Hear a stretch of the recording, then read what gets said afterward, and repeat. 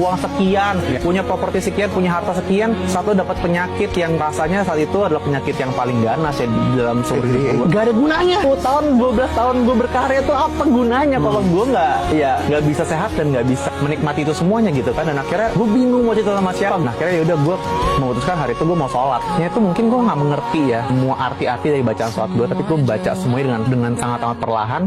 Dan di tengah-tengah sholat itu gue nangis sendirian di kamar hotel gue, nangis. Dan gue masih merinding sih cerita kayak gini. Sekarang gue masih ingat sekali kayak momennya pertama kali gue bisa kayak curhat sama seseorang yang udah lama sekali gue tidak omongin dan ngobrol bareng. Tapi gue rasa banyak kasih sayang langsung kayak masuk ke hati gue yang tadinya gue nggak happy, tiba-tiba gue langsung ngerasa tenang, aman, nyaman, dan dipeluk. Rasanya gimana sih sholat rasanya? Wah ini gue mau nangis kalau sampai kayak gini. Tapi kayak gue untuk pertama kalinya dalam situasi yang gue berat ya, biasa gue mau operasi, tapi gue mendapatkan sebuah rasa yang luar biasa di tengah-tengah gue lagi baca kalimat sholat yang gue juga mungkin gue nggak ngerti, tapi kayak ada yang bisa ada yang meluk gue gitu.